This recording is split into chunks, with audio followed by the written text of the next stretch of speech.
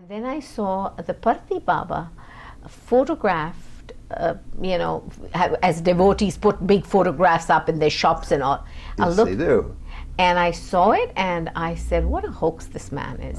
He borrowed the name from the real stuff and he poses to be whatever. Fake, all the way. Angry as angry gets, and this is 6th grade now, okay? Oh, so you were a mere child when this all happened. 6th grade, and I said, when the day I meet this guy, he's up for hell. So what on earth changed your mind? Well, I had this kind of a conversation with Sonny's father. One thing led to another, and at the end of it, all he said to me was, have you met him? No. Have you read anything written by him? No. Have you read anything he says? No.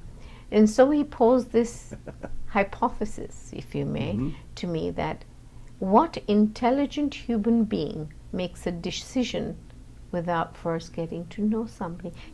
Who is Baba to you right now? A sweet friend.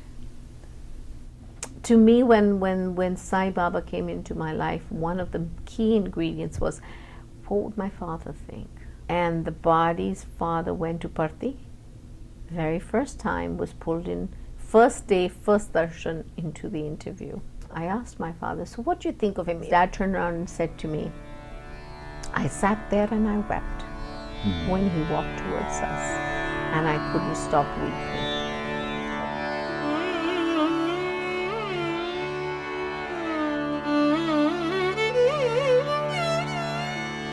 She is a woman who speaks her mind with clarity and conviction, as well as with a dash of humor. Iti Anand. She and her husband, Dr. Sunny Anand, whom you have already met here on Souljourns, are ardent followers of Sri Sathya Sai Baba. How Iti came to be close to Sai Baba is a story filled with twists and turns. It is a story of how the path of life can be changed. Welcome to Souljourns. This interview with Iti Anand was recorded in San Diego, California, in the spring of 2015. Who was it who eventually led you to the auspicious aura of Sai Baba? That's, I met Shirdi Baba. You met Shirdi? Shirdi Baba through a movie. Okay, because you don't look old enough to have been Met alive. him through a movie, and a song in a movie. And it was, I remember crying and saying, where the hell have you been? You knew. It was in instant. In that song, it was something radiated out to you. And it was a done deal. So since you couldn't see Shirdi in the form, and then I saw the Parthi Baba photographed, as devotees put big photographs up in their shops and all. yes, they do. And I saw it and I said, what a hoax this man is. He borrowed the name from the real stuff and he poses to be whatever. Fake, all the way. Angry as angry gets, and this is 6th grade now, okay? Oh, so you were a mere child when this all happened. 6th grade, and I said, when the day I meet this guy, he's up for hell. You were going to tell him a thing or two, weren't you? Yep, I thought he was hoax, I thought he was a liar, I thought he was every rotten thing that could walk on earth, he was. So what on earth changed your mind? Well, I had this kind of a conversation with Sonny's father. Who's still alive, Who's 93, and is said to be, by Baba's own words, a Jivan Mukta, in True. perpetual awareness Yes. in the human form. True. And he just told me, when we had this bantering situation, and he got so quiet and then almost angry.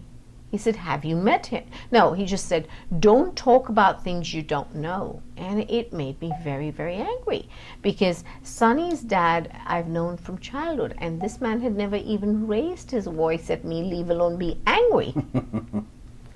So one thing led to another, and at the end of it, all he said to me was, have you met him? No. Have you read anything written by him? No.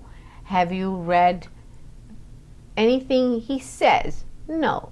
And so he posed this hypothesis, if you may, to me that what intelligent human being makes a decision without first getting to know somebody? Even if you go to a social party, let's Of course. say. It's a fundamental lesson in what's one word sums it up: judgment. Yeah, absolutely. And he said, go meet him if you're lucky to speak to him, read something of what he says, and then if you come back and tell me he's a hoax and whatever else you said up until now, I promise you I will accept it all. Amazing.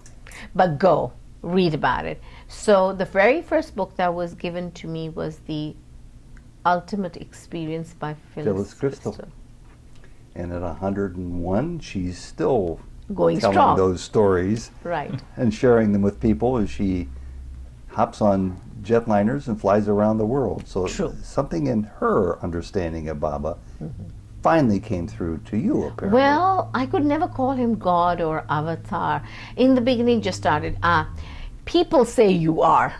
It started like that for me. And said, okay, if you are who they say you are, do this and that. So he was my bellboy kind of a thing. You're Ding, a tough, ting, tough taskmaster. ting, ting. And so it went on and on for years. And of course, he does one of two things in cases like that, where somebody tests him, totally ignores you and never does one thing, or gives you more than you can assimilate. True, the latter was true. I got it all. Child, money, anything in that time period of where the testing was going on to say who you say they, I mean, if you are who people say you are, to the point that he even took us to party. He took you to party. And he gave us a beautiful time. Oh. And Sunny was kind enough to stand up during darshan, not knowing what is the protocol, then said, Swami, interview. Meaning, I want an interview with you. And Swami just kind of, I don't know what exactly he did since I wasn't on the men's side, but I got the feeling that Swami told him, in no uncertain terms, sweetheart, sit down. Now, just fill us in a little bit. Sonny must have been backgrounded already sufficiently with Baba, with his father's awareness. I think that's a story for Sunny to tell, All right, only we'll do because that. it's not quite like that. Okay, so continue with your journey. So And- eventually the day came when Baba did say to both of you, come, I'm sure. Yes, for an interview. And that was actually it was in Kodaikanal. We went to meet him in Kodi. We had been told that that's the best place to meet him. Or he's in his most relaxed, serene self. I'm sorry, I've never been there. But in Kodi he said to us, will you come to Bangalore? And he asked this question of Sunny's father. Oh, We were okay. we were 8 of us. It was the Sunny, the Iti bodies, and the Iti and Sunny bodies, 2 children, and parents on both sides. And of course you went to Bangalore. And Dad said, yes, we come to Bangalore. In Bangalore, he made me rave and rant like a lunatic again. And you loved it. I don't think I love it when I'm raving around. But it was okay. It was a good thing because it ended up with the interview. How wonderful. And in the Was it memorable enough that you could recite a little lesson learned or episode or an incident from that first interview? all of it, all of it. There were some things that were so beautiful, like he patiently waited for 8 people to enter the room and be seated before he sat down. Very simple, but that shows sensitivity to me.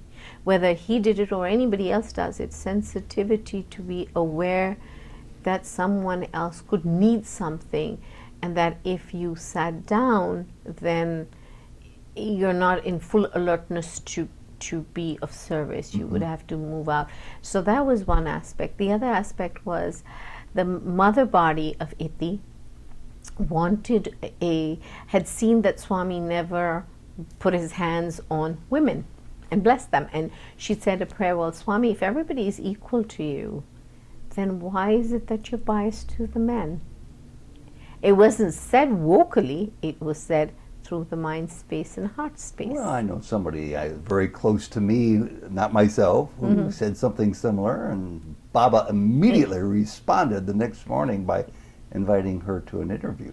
Exactly. She used to read, I won't, I'll observe her privacy a little bit, but she would say that having traveled there halfway around the world with fellow Sai Baba devotees, all of whom were female, that after a while, after the first week, after the second week, into the third week, he's still spending about 6 brief minutes with the women and over to the men's side. Right. Without really having a chance to look to anybody. What gives here, Swami?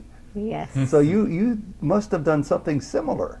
Mom did something similar, and so on the way out, he told every lady in the group, and there were 4 of us, Amrit, our daughter, the mothers of the body, and the mother-in-law, and myself. So we were 4 women. All 4 women got Pad Namaskars, blessings galore, touching, patting. That's It was wonderful. beautiful. That's wonderful. That's similar too, because the episode I'm referring to, the next morning he came up and said, "Go." Yeah, And you know what that means. Go to Yes. the interview room. right. Well, I have a feeling we could reminisce for hours, but I want to try to get to the distilled essence of where you are today. This is 2015, and ordinarily sunny, cloudy today, San Diego, California. Who is Baba to you right now? A sweet friend. I ask that because although I'm eager to talk to your husband about his father's being a Jivan Mukta, most of us mere mortals in the illusory form still think of ourselves as mere mortals. So you must have the daily pluses and minuses that you have to contend with, even with Baba in your heart. How do you Okay. reconcile that? I guess that's what I want to ask. Well, there has been a time in my life where Baba didn't belong in the name and body anymore for me. Didn't. And it left me a little puzzled, because who do I pray to then? Who would take care of me? And that's a battle that I had to fight with to get out of a box, because I was told by Swami, "You're God, I'm God, we're not different. I just know it." Yeah. And when that hits you and the pot is stirred, then you're left wondering, where from here now? Because when you get fed up from the Maya illusionary world, you go to something, anything, belief, God, parent, whatever. And Swami had become like that for me. But it's like somebody just yanked the carpet under my feet. Now, where do I go to if I'm hurt, upset, want to moan, complain, anything? Where do I go? Well, that's why he put you in those circumstances to begin with, to figure it out for yourself. And what did you conclude? And it was like, if I'm God, then I shouldn't be raving and ranting anymore. It should be like I should be smiling and gliding along on a merry Sunday ride. It doesn't happen that way. Yeah. But there are moments where you think you can't be in awe, and you still get in awe. Well, those are good to hang on to, aren't they? Yes. When times turn Yes. somewhat bleak, as they do for all of us from Yes. time to time. Yes. What was it, how do you look back upon that episode now that you described a second ago as, there's a teacher who says there's a treasure in everything. Do you see the boon of your sometimes dark experiences? Do they On a good moment, yes. On a bad moment, no. Well, I'm not talking about in the moment, because normally we have blinders on. We don't Yes. see that. But after the moment passes. After the moment passes, you can only say that you're different. You can't in words put what's different. You just know it's different. And I think each individual comes to that understanding that from the time they started to now, you're not the same person. There are things you can possibly put in words, but a majority of it you cannot. You just know it as you know it. It's like, I know my being. It's the same way. Let me use a metaphor. I'm dumb and I can't speak, and somebody puts sugar in my mouth and then starts to ask me, "What did you taste?" What am I supposed to say? I'm dumb. I'm guessing sign language comes in with a big smile on your face. Yes. Yes, very much so. So that's all I can say is it's different. Yeah, we speak in 10 different levels. And, Yes. and we have to learn that we have that capacity to begin with. And we're not born that way. No. The only thing I can say is the difference is I just kind of asked for it, but today I know it. I feel love can solve anything. Enough love can solve any world calamity, any personal calamity, any realm that exists out there in creation. You know, I've done about 250 of these interviews, and Baba's nudging me to become even more aggressive with some of my questions. So I'm going to try this out on you right now. Okay, go Based ahead. on those two last comments that you made, I'll start with the last one first. Love. What does it look like for the many, many people who could be watching this who don't know what self-love looks like? In other words, they always say to love Sunny, to love your daughter, to love your friends, you have to first love yourself. That's a big barrier for many of us. Have you scaled it? To a great extent, yes. And what does that look like? It looks like total self-acceptance of every aspect of who you are physically, whether it's your size, and every woman I can say for, including myself, is never satisfied. They're wrinkles, they're fat, I mean, just anything and everything on the physical plane. That's one aspect of it. Mm-hmm. Accepting the darkest sides of yourself first. And those are the hardest, because there's nobody more hard on yourself than your own conscience. Then put it with a life partner who is a mirror, it becomes even worse so. It's like, yes, I know my ego's hurt, but back off at this moment. I'm sure you've never said that in your lifetime. And neither is Sunny. It's cute. You can laugh about it versus get angry about it. Well, I laugh about it because it's a universal condition. Yes. Which one of us alive has not resorted to that? No, when I say we can laugh, I meant as a couple. Yes. The difference is we couldn't laugh about it before, right? Yeah. Now we have too much fun with it when we catch each other's hand in the cookie jar. I'm glad so I to asked say. the question because that's a great answer to how people find self-love, I think, is when you can get to the point where all the things that were so bothersome, and, you know, I still deal with that. Everybody deals with that. What a shift when you can start to laugh at it. See it for the fraud that it is. Right. It's not only a passing cloud, it never existed in the first place, but we make a big mountain out of it because we think it's real. But everything passes. And you might as well learn to laugh at those things, which you have. More often than not. It's lesser. The tears are lesser. Yeah. Then when you ask me what was different, today I can say the tears or the stresses are different. It still sneaks up. Yeah. And there are times where I have said, okay, Mother Maya, leave me alone for now, please. Yeah. Come get me at another time, kind of a deal. So in that moment, it will pass. But what you have to love yourself unconditionally. Even, people use this phrase within all faiths, and one of the things, having studied Christianity for the last 12 years, one of the sayings that pops up and people use it very loosely, love thy neighbor as thyself. The crux in that is I don't love myself. Forget love. That's the litmus test that most of us painfully become aware of. Because I don't love myself, how can I love thy neighbor? I guess I love them like I love myself, which says it all. Which says it all, if you want I to don't love them. deconstruct that a little bit. This is all fascinating, and I think I'm going to move on to the other question because it's related to this, but you said earlier in the conversation something I hear many people say. It's a direct quote from Baba, I am God and so are you. The only difference is that I know it.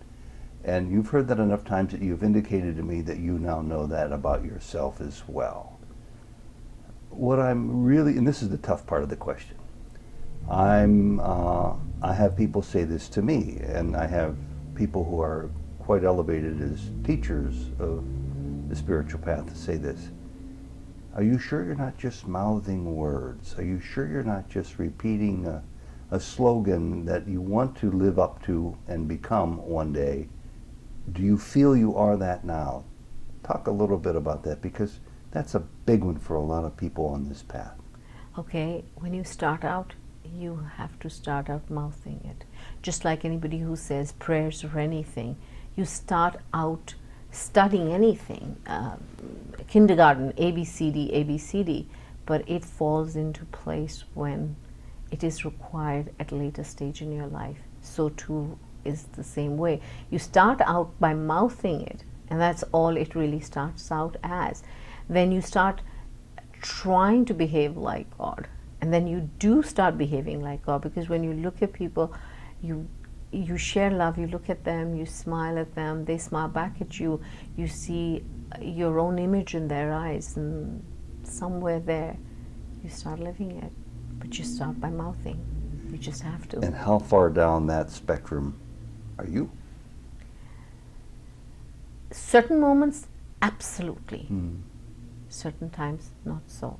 I'm not worried anymore about the times I fall. It's more important that I get up and practice it again. In a way, you're aware that that's not your real self anyway who falls. Yes, but when you're falling, or when Mother Maya has you, as we say, it's only when you get out of it and you go, "Ay," and it moves faster. So I could catch myself, let's say, 10 minutes later. Now it could be, as I'm saying it, I go, "Ay, ay, ay, ay, ay." That was egoistical, and your mind, your shift, even in interpersonal communication with people, changes, and you go, "That was egoistical." You catch it yourself for yourself, and the time in which you catch it decreases, and then there comes a point, there is no time, it just doesn't happen. Very useful. I'm sure many people will profit from hearing that explained that way. Thank you. I was remiss in not following up on a question based on a comment you made several minutes ago, and I want to do that now. Lifelong Sikh, follower of Sai Baba for many, many years, a student of Christianity for the last 10 or 12 years. You said you've been studying it. Tell us more. Why? Well, Swami played a nice Leela and brought me deep south. Married to a Sikh gentleman, 9/11. Need I go on and on? I could use a euphemism, which isn't always flattering, but in this case I will use it because I'm from a similar area called Ohio, and that's called the Bible Belt. True. I lived there for more than 20 years now, or 18 maybe, 18, 19 years. And so Atlanta was a shock, cultural shock when you come from a place like England and Boston.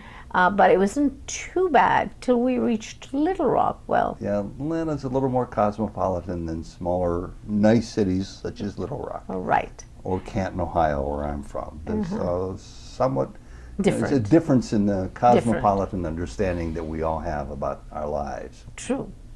And so this is interesting. So if you So to understand and to come back to love space, you first got to understand what it is that makes people think the way they do, or behave the way they do, or why the ignorance, or why the lack of understanding. That led me to a very beautiful person in my life with whom I started studying the unabridged and unedited version of the Bible. And she, being a practicing Methodist person herself, was open than some of the other sects of Christianity, and the journey began. And isn't it true about all the world's religions that there's the standard by which we're taught that exists? I was raised Catholic, raised Christian. The tenets are pretty uniformly positive when you look at the basic understandings of the religions. True. Where it tends to fall down occasionally or break down is how we interpret them and practice them in our mistaken notions sometimes, or our flawed nature. I mean, I've made many inroads myself trying to ascertain what the real message is versus what my judgment about the message might be. So you're doing the same thing, and for you it's useful. Very, because I heard my husband speak in a church once, and he put it as eloquently, and I'd like to borrow from Sunny. That is, every room does different things. Room being a synagogue, a church, a gurudwara, a temple, whatever. So every room does different things, but every room advises its people to do the same when they leave the room. That's all. Yeah. So that's the way it made sense even to the Iti body when Sunny spoke that, yeah, when I head outside the Gurudwara or I head outside the whatever I believe, church or synagogue or whatever my belief system is, then I'm asked to do the same. I'm asked to love my fellow people. I'm asked to be of service or whatever. Now, please understand, words like service and love all come from a place of duality. Sure. That's that's where the schizophrenic nature of our spiritual path comes into play, in my view. And I'm not saying that in any way that's disparaging, because I take it as a personal challenge. We must take it as a challenge. I mean, we were born raspberry in character, beliefs, and understanding, and we're told that purple's closer to where your true nature is. So it's a transformation and a transition to make. True. And while that trip is ongoing, you have a foot in both camp. You're part raspberry, you're part purple. That's the tough one. It's like the best way I've always said this, I was pushed onto a bridge. There. Okay? I've left one side, I haven't quite made it to the other. And in between, the pull on both sides is there. And at a certain point, one side pulls with more gravity than the other. And then there comes a point where you're dead center, you can't go back, and moving forward is a pain. Yeah, right. So, but somewhere there you keep moving, yelling, screaming, or laughing. Yeah. Very well put, like chop wood, Carry water. carry water, and if I may use some profanity, whatever, like hell. And then complain like hell, I guess. Chop wood, Yeah. carry water, laugh. That's Just laugh. liberating for people to hear. And I'm so glad you said it, because so many of us are still caught up in, I mean, it's sort of silly to say that, you know, I've left the world as a practicing Catholic decades and decades ago, but in your formative years, and probably you can relate to this too, in my example, let's say it's the guilt of Judaism, the guilt of the Catholic Church. It's pretty intense. You may walk away from the Catholic teachings when you're 8, but it's got its hold on you that you'll carry until you're 88, or you'll be maybe making it smaller along the way, but it's still there. I've talked to enough people, and I know enough about this, that the way we're formed, coming out of the womb for those several very, very important years, or even months, really stay with us. And when you're on that bridge and you're trying to get to the center and then beyond that, you've got to leave behind some important baggage that came with you. Right. Let's put it this way. With deeper understanding of self, you realize how many boxes you've put yourself, including the physical one. And you start slowly breaking some box or the other. And you don't choose those boxes. Some break away easier and others don't. But somewhere, even the baggage that we carry in the name of religion, like Catholic, Judaism, Sikhism, whatever, that breaks away, I think, easier than some of the other deep-seated ones that we carry from another lifetime. Because it's okay to look at this lifetime and say, that doesn't make sense. And when you catch yourself thinking like that, you go, really? That doesn't hold true in light. It's, for the Iti body, it's been tougher to let go of some of the older habits that may have been re-solidified in this lifetime's journey. I said because they've been brought on, and in certain experiences of this lifetime added to already a good foundation from way back then. And a final question before we move on, and that is, as a Sikh and as a follower of Sai Baba,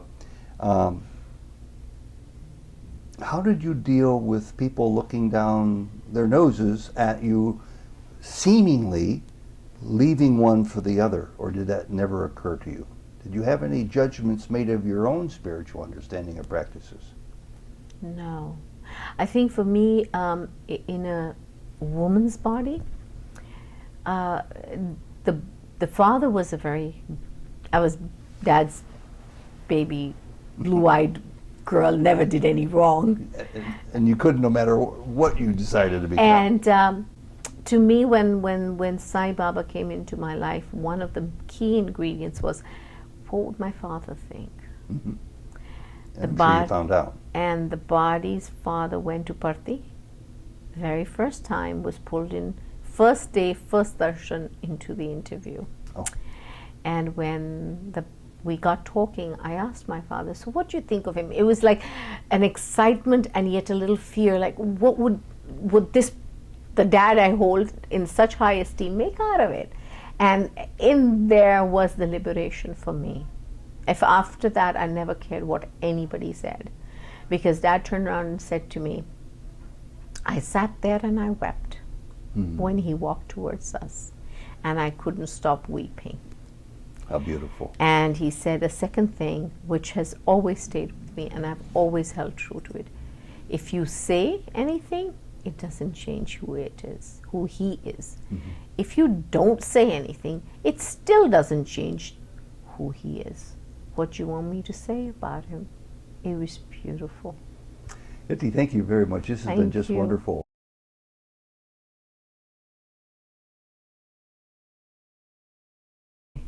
Who is Sunny to me? That's a tough one, but anyway, he's my best friend, my worst tormentor, my boyfriend, a soulmate, irritating chapter born just to irritate me. He's all the above. Doesn't Baba always talk about the sandpaper that he puts into our lives on purpose? Sunny and Iti are so different. He is all the earth and I'm all the other side. He is so grounded, and he loves and believes in being very what's the word I'm looking for? Anyway, and the opposite is his wife. Totally ostentatious, loves everything that money can buy, and enjoys it to the hilt, mind you. I don't believe that for a minute, but I do believe the fact that whereas Sunny is the earth, you must be the cosmos. I don't know about that, but he would have to answer what I am to him. But I can say I've enjoyed life thoroughly in getting to know my life partner as a friend. And you share Sai Baba in common. That is true. That's a journey that has brought us where we are today. Thank you.